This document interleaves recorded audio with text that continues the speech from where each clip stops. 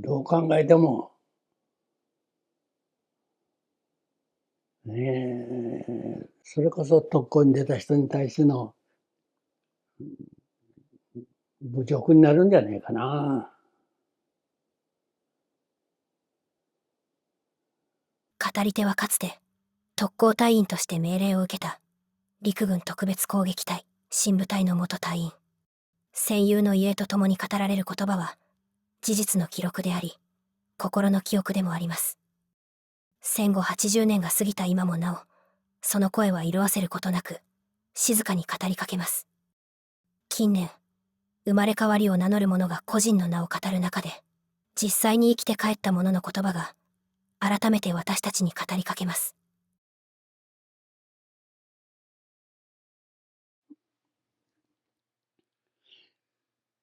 色の白い、目の細い。成績は、これといつも五分五分に、射撃の成績も、空中戦の成績も、大石康一と、いつも五分五分だったですね。が先に行ったんだからですね。それから、この、特攻に、いよいよ私の舞台から出るときに、ここに乗って、私が私物を持っていくときの、もうこれはプロペラブーッと回ってますから、声は聞こえないんですけども、ありがとうっていうのは聞こえたんです。ね、口で分かったんですけども、来るなって、もう来るなよって、お前たち来るなっていう口の動き具合でですね、ああ、来るなって言ったな。私たちも、そういうふうに言ってましたからですね。やっぱり、京都出身の、大石っていう、これは、もう私の顔ばじーっと見て、目と目ば合わせてですね、言葉は出なくても、やっぱり、口の動きでわかるんですけども。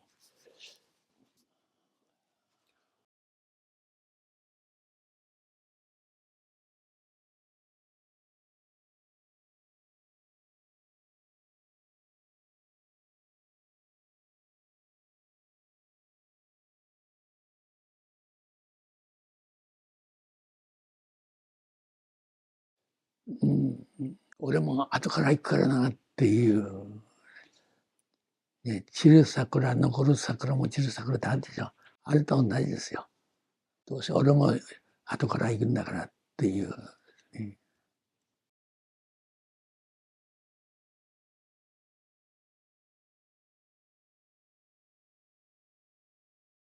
そうですね。まあ、個人的にはあんまりわからないですけども、他にもたくさんいますからですね。でも、わかるんです。あの、射撃の点数でもですね、空中射撃でも、あ、はいはい。呼吸。ああ、おいしやすい位置か。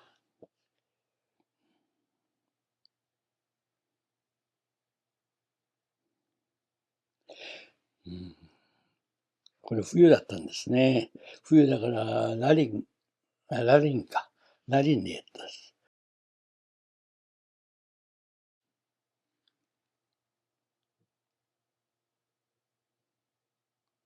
うん、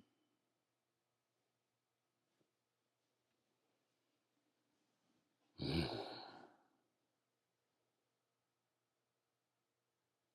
おいしやすい位置か。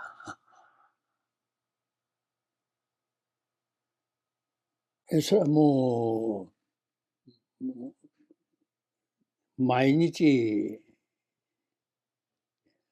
頭の中に浮かんできますよ。もう亡くなったみんな思い出すのはみんな亡くなった人ばっかりだからですね。後で考えて、あ、あれ亡くなってたな、あれも亡くなったなということですね。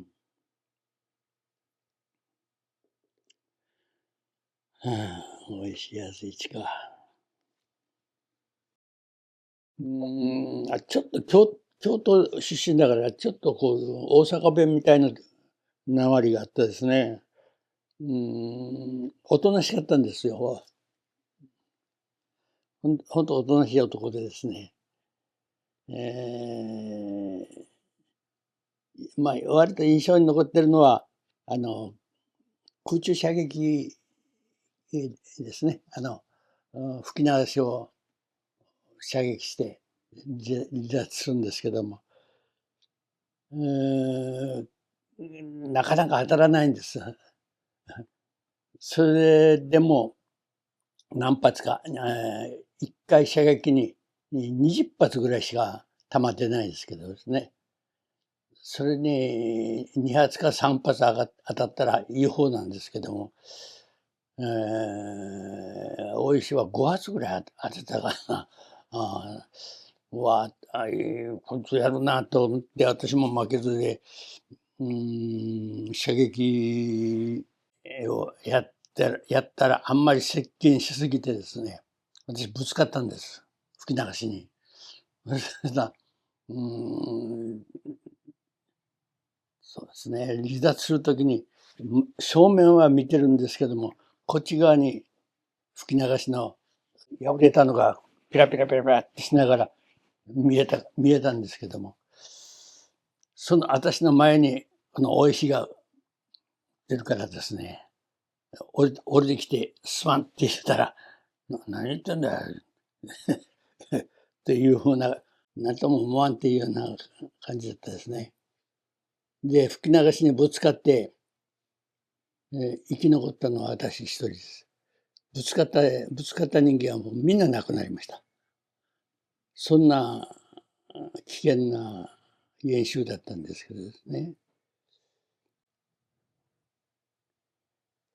この写真見たら特に、美味しい安いし、なんかまだ生きてるような気がしますですね。うん。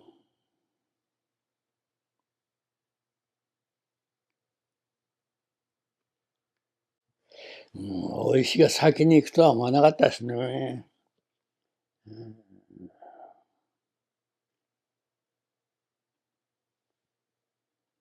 うん。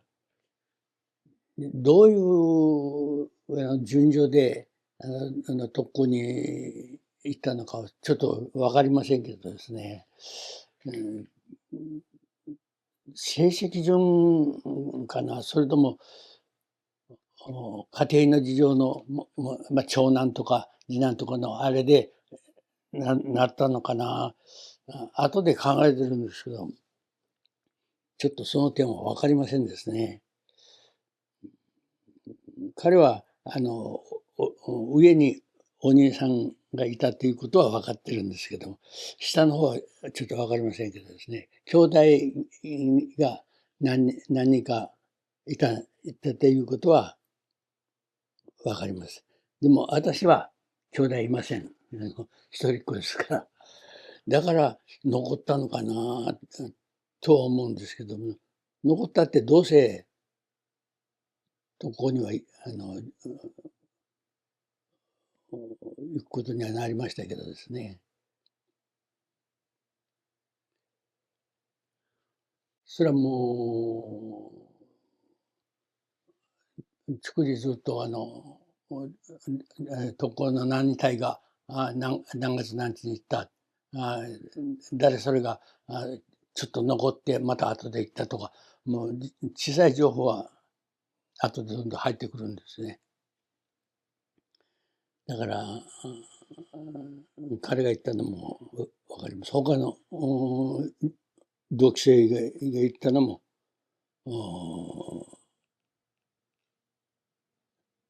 特攻に行き損ねて帰ってきて飛行機取りにまた戻ってきたっていうのもいるんですよ。これもう本当に特攻もですね、裏もあれば表もありますから、ちょっと一概に、言えませんけども、そういう人たちももう亡くなりましたですね。一人一人やっぱりですね、ドラマがあるんですよ。ずっと一人一人ですね、違ったドラマが。だから、とても時間的にはものすごく時間がかかります。私が覚えてるだけでもですね、でも覚えてても言えない部分もあります。それはもういつも言ってるんですけども、裏の部分でもですね、そういう人みんな家族が、親族がありますからですね、親兄弟ありますから、言っていいのか悪いのかっていう部分もありますからですね。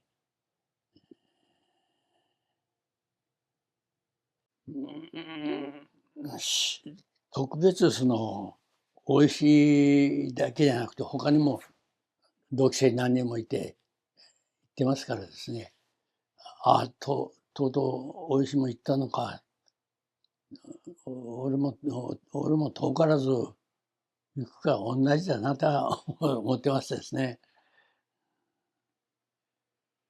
あんまり姿勢に対してあんまり特別思うことはなかったみたいですね。初めからこの特攻っていうのがあるんだったら、志願しなかったんですよ。14期の同期生同士でですね、話すのに。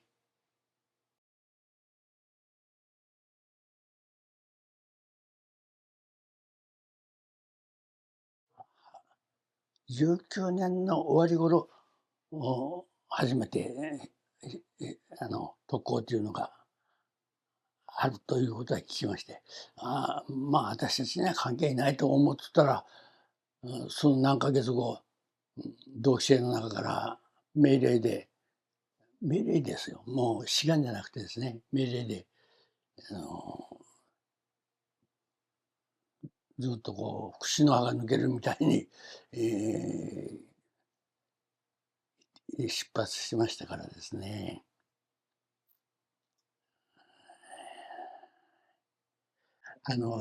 私90になるまでは話したことないんですよ。90過ぎてから話したかな。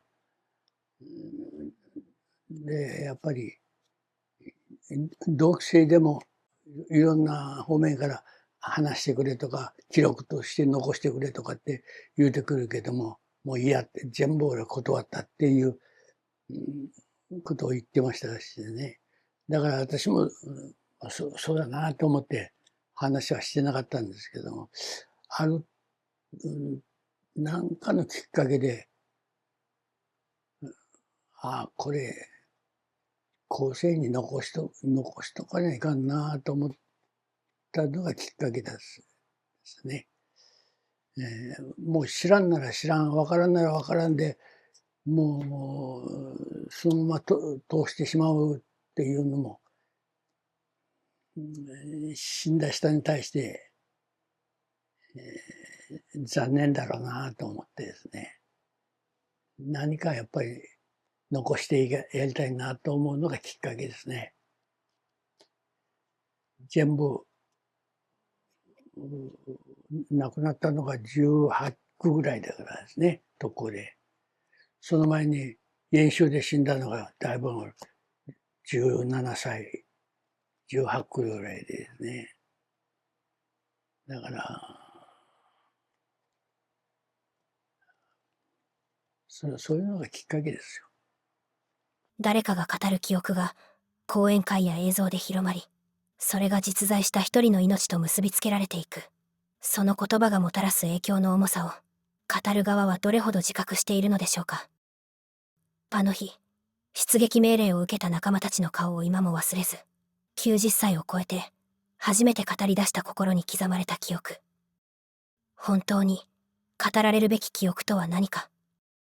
どうか今、あなたの心で考えてみてください。